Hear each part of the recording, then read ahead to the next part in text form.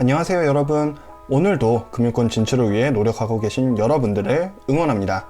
이번 영상은 좀 편한 어조로 진행하려고 해요. 여러모로 코로나 이슈가 사그라들 기미가 보이질 않아서 제 영상 편집도 도와주시는 우리 어쏘님이 계시는데 잠깐 개인적인 사정으로 제가 혼자서 영상을 준비해봤습니다. 지난 영상들과는 달리 오늘은 좀 편하게 진행하려고 하는데요. 지난번 영상 같은 경우 인트로에서 어떻게 시작했냐면 안녕하세요 여러분, FCB 금융학회 채용 공고를 잘 보고 계신가요? 라고 하면서 이제 딱딱하게 진행했잖아요. 당분간은 좀 프리하게 진행해 보겠습니다. 오늘 영상은 여러분들이 선호하는 금융사 부서들 중에 이제 IB 부서의 DCM 부서 인재가 되기 위해서 어떤 것들이 필요한지 알려주는 영상이 될 것 같습니다.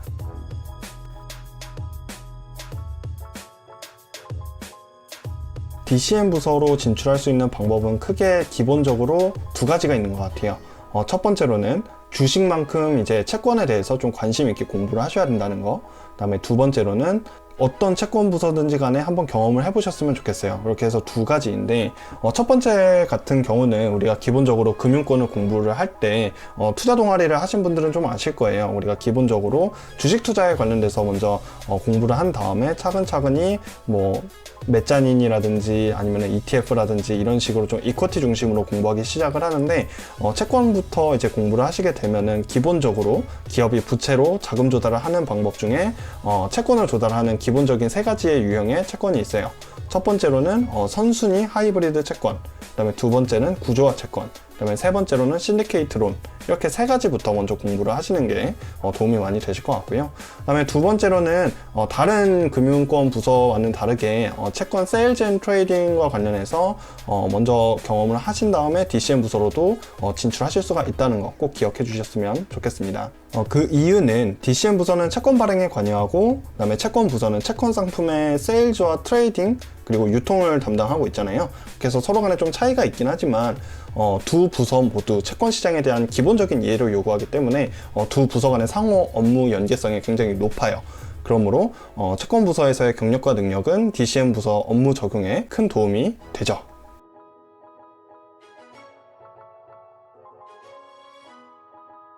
DCM 부서의 인재로서 좀 강하게 본인의 인재상을 어필하기 위해서는 아무래도 제가 생각하는 중요 키워드는 아무래도 설득력일 것 같아요. 이렇게 강한 설득력을 갖추기 위해서는 본인의 논리를 뒷받침할 수 있는 자료를 좀 충분히 갖추고 있으셔야 될 것 같고요. 그 다음에 같은 말이라도 좀 어떻게 효과적으로 들리도록 할 수 있을 것인지에 대해서 고민했었던 흔적들을 그리고 경험들을 이야기하시면 좋을 것 같아요.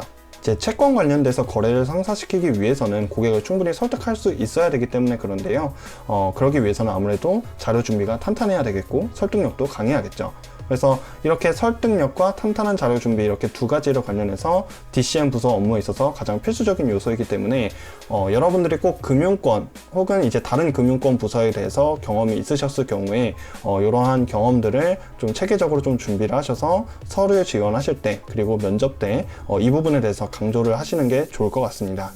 특히나 채권 발행 시장에서는 금리 그리고 환율 등 되게 다양한 거시적인 경제 요소들이 복합적으로 작용을 하게 되는데요.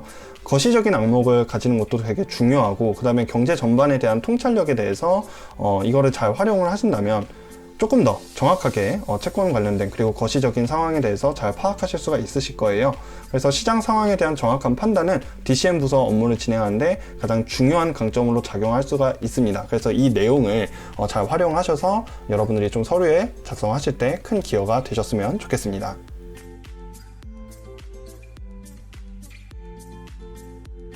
자, 이제 다음은 이제 DCM 부서가 어떤 일을 하는지에 관련돼서 좀 간략하게 소개를 드리려고 하는데요. DCM 부서가 아직 생소하신 분들도 있으실 거예요. 그래서 DCM 부서를 간략하게 말씀을 드리면 증권사에서 이제 기업들에게 도움을 주는 부서인 기업금융부서가 있는데 그 안에 M&A 부서도 있고 ECM 부서도 있고 DCM 부서도 있어요. 이렇게 크게 세 가지가 있어요. 그런데 그 중에서도 이제 DCM과 연관돼서 같이 이야기를 하자면 ECM과 DCM이 있는데 ECM 같은 경우는 그냥 간편하게 기업에게 주식을 발행을 시켜서 기업이 필요한 자금을 이제 조달을 도와주는 부서라고 생각하시면 되고요. 그 다음에 DCM 부서는 기업이 필요한 자금을 그 해당 기업이 채권을 발행하게 함으로써 자금 조달을 도와주는 부서라고 생각을 하시면 될 것 같아요. 그러면 이제 DCM 부서가 앞으로 어떤 일을 하게 되는지 간단하게 설명을 드리면 DCM 부서가 주로 취급하는 상품인 채권이 있는데 그게 두 가지가 있어요. 투자 등급 채권, 그 다음에 투자 부적격 등급 채권, 이렇게 두 가지의 채권을 발행을 하게 되는데 이거에 대해서 좀 발행 과정을 좀 설명을 드릴게요. 먼저 고객사인 A가 채권 발행의 필요를 느끼게 되면 이제 증권사의 DCM 부서에 좀 발행을 의뢰하게 돼요. 이때 각 기업금융부서의 DCM 부서들이 이제 제안서를 작성하는데 각자 우리 증권사를 통해서 채권 발행을 하면은 거래는 어떻게 진행할 것인지 관련돼서 고객사한테 제안서를 이제 준비를 해서 프레젠테이션을 진행하게 되죠.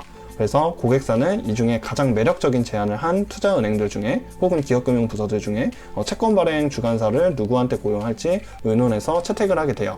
만약에 이제 자기가 일을 하고 있는 증권사의 우리 DCM 부서가 주관사로 채택이 됐었을 경우에는 해당 DCM 부서는 신용 등급과 채권 시장의 상황을 살펴보고 적절한 이 고객사의 채권의 가격과 발행 수량을 좀 예상을 하게 돼요. 이 과정에서 발행 관련돼서 각종 법률 문제 그리고 회계적인 문제를 좀 해결하기 위해 법무법인이랑 회계법인이랑 같이 코업을 해서 일을 하게 되죠. 이제 발행 단계에서는 최초로 채권을 인수할 투자자들을 찾기 위해서 이제 투자 설명회를 진행하게 되는데 업계 용어로는 로드쇼라고 이야기를 해요. 그래서 로드쇼를 할 때 이제 채권을 이제 두 가지 부류로 이제 나누게 되는데 바로 참여 주체에 따라서 이제 나누게 돼요. 첫 번째로는 기관 투자자만 인수가 가능한 채권, 그 다음에 두 번째로는 개인 투자자들이 참여할 수 있는 채권, 이렇게 두 가지로 종류가 나뉘어지게 되는데 이거에 따라서 사실 법률적인 절차와 비용이 크게 차이가 나죠. 그래서 기업들만 이제 인수가 가능한 채권들의 경우에 따르면은 이제 자금 운용 규모가 큰 연기금, 그 다음에 각 투자은행의 자기자본 투자부서, 우리가 보통 PI 부서라고 하죠. 그 다음에 대기업 등에서 주로 인수에 참여를 하고요. 특수소매 투자자들이 참여하기도 해요, 여기에서. 그래서 이분들을 위해서 투자 설명회를 마치게 되면 이제 신디케이트 데스크라는 곳이 있어요. 그래서 신디케이트 데스크에서 이제 인수에 이제 참여를 하는 이제 고객사들, 이제 참여자들과 가격과 수량을 투자자들 이제 협상을 통해서 조정하게 되고 조건이 맞을 때야 비로소 발행을 완료하게 됩니다. 지금까지 말씀드린 이제 채권 발행과 관련된 뭐 로드쇼라든지 신디케이트 데스크 이렇게 얘기를 했는데 방금까지 얘기 드린 거는 이제 투자 적격, 그 다음에 투자 부적격 등급 채권 발행만 이야기를 한 거고, 이렇게 채권 발행 외에도 채권 파생 상품, 특히 통화 또는 금리 수합 상품을 제공하는데 도움을 주기도 해요. 그래서 고객과의 거래를 진행하는 도중에 스왑이 필요할 때면은 신디케이트 데스크와 연결을 시켜주는 것이 대표적인 사례예요. 왜 이런 스왑이 필요할 때가 있느냐면 이제 채권 발행자가 변동금리로 발행을 할 때 이제 금리 리스크가 생기게 되는데 이 리스크를 줄이고자 고정금리로 스왑하는 경우가 많기 때문에 그렇습니다. 그리고 또 이렇게 이제 수학 관련돼서도 도와주기도 하고, 그다음에 구조화 채권을 발행하기도 하는데요. 국내 구조화 채권은 시장 규모가 사실 작고 그다음에 따르는 리스크가 커서 발행자들이 그렇게 염두에 두고 있지는 않아요. 우리 최근에 신종 상품인 하이브리드 채권인 자본 성격을 띠고 있는데 채권으로 분류되는 상품이 있죠. 그래서 이런 것들로 이제 DCM 부서가 포괄하고 있다고 생각하시면 됩니다. 그러면은 DCM 부서의 수익원은 어떻게 발생이 될까요? 크게 세 가지의 이제 업무로 수익이 발생이 되는데, 첫 번째로는 채권 발행 인수를 통해서 이제 수수료가 발생되는 과정, 그 다음에 두 번째로는 채무 조정 업무에 관련돼서 수수료가 발생될 수가 있고, 그 다음에 세 번째로는 스왑 업무를 연결해 주는 데 있어서 수수료를 통해 수익을 창출할 수가 있어요. 우선 채권 발행과 인수 업무에 대해서 발생하는 수익은 이제 대규모 채권 발행이 많은 공사, 은행, 대기업으로부터 좀 일정 비율의 수수료를 취하는 방식으로 얻게 되고요.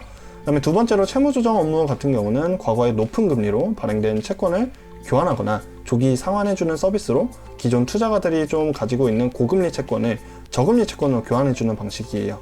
특히 고금리 채권을 회수하기 위해서는 해당 채권의 현금 흐름 등을 좀 분석을 해서 발행자에게 유리한 현금 흐름으로 바꿔야 하는 전문 서비스가 필요한데, 이러한 과정을 통해서 서비스를 제공을 하게 되고 수수료를 얻게 돼요. 마지막으로 스왑 업무로서 이제 수익을 창출하는 방법인데, 장기금리 채권의 경우 통화랑 그다음에 이자율 리스크가 장기간에 노출이 돼요. 그래서 이거를 해지하는 방법을 제공하는 서비스를 바로 스왑 업무라고 이야기를 합니다.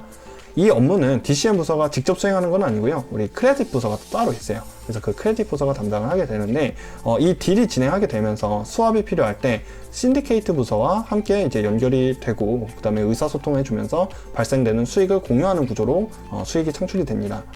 그리고 이렇게 세 가지 이외에도 이제 채권 발행 업무와 관련돼서 신용 등급 문제는 되게 중요하기 때문에 이 문제에 대해서도 좀 자문 서비스를 제공한다는 거 잘 생각을 해주시면 좋을 것 같고요. 그런데 방금 이제 제가 추가적인 이제 신용등급의 문제에 관련돼서 자문 서비스는 국내에서는 아직 수수료를 받지 않고 무료로 자문을 해준다는 것까지 이야기를 드릴 수가 있을 것 같아요. 그래서 여러분들 DCM 부서 관련돼서 어떤 일을 할 것 같은가 라고 이제 지원서에 쓰실 때 이러한 내용을 잘 압축하셔서 작성해 주시면 좋을 것 같아요.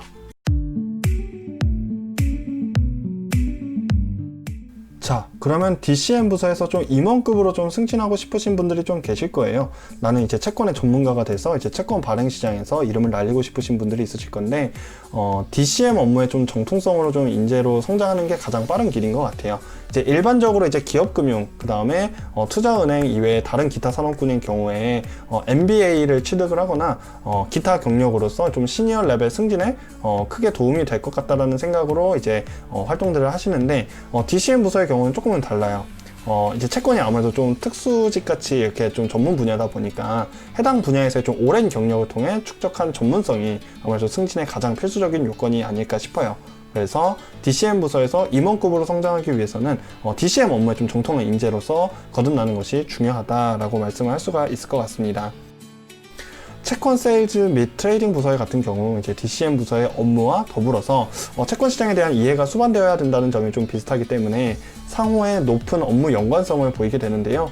DCM 부서의 주니어 레벨이 다른 진로를 고민한다면 채권 세일즈 혹은 트레이딩 부서를 좀 유력한 대안으로 생각을 해보셔야 될 것 같아요. 그래서 DCM 부서는 업무 특성상 시중 은행, 그리고 연기금, 자산운용, 그리고 보험사 등 다양한 고객군들을 상대하게 되는데, 이를 통해서 체득하게 되는 커뮤니케이션 능력이 가장 빛을 발하겠죠. 그래서 향후 고객사와의 관계를 이제 관리하는 릴레이션십 매니지먼트 부서로 옮기는데 가장 큰 도움이 될 것 같습니다. 여기까지 이제 기업금융 혹은 이제 투자은행의 DCM 부서에 대해서 좀 설명을 마무리했습니다.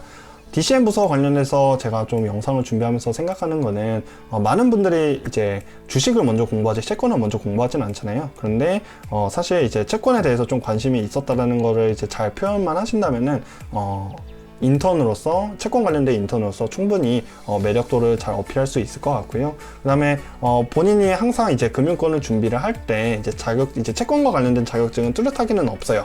뚜렷하게는 없는데 본인이 좀 스스로 좀 공부했었던 흔적들을 좀 남기셔야 될 것 같아요. 뭐 대표적으로 뭐 기본적인 금리에 관련돼서 이해도를 넓히기 위해 뭐 CD 금리라든지 이제 회사채 금리라든지 한번 이제 본인이 좀 공부한 내역들을 자료화를 시켜서 같이 레주메에 첨부를 한다거나 이런 좀 추가적인 노력들이 좀 필요할 것 같고요. 그 다음에 이제 간혹가다 이제 채권만 좀 정통해서 공부하시는 좀 해외 대학교 출신 분들도 간혹 계세요. 그런데 만약에 본인이 좀 채권 쪽에 본인이 좀 관심이 있으시다면 주변에 이제 채권 관련돼서 일을 하고 있는 현업들을 좀 같이 찾아보면서 어떤 일을 하게 되는지 같이 좀 알아가려고 하는 좀 발품을 파는 그런 노력도 좀 필요할 것 같아요. 자, 그러면 오늘 영상은 여기까지 마무리하겠습니다. 그러면 다음번에 영상에서는 ECM 부서에 관련돼서 이야기를 할 수 있게 제가 영상을 또 준비할 테니까요. 다음 영상에서 꼭 만났으면 좋겠습니다. 고생하셨습니다.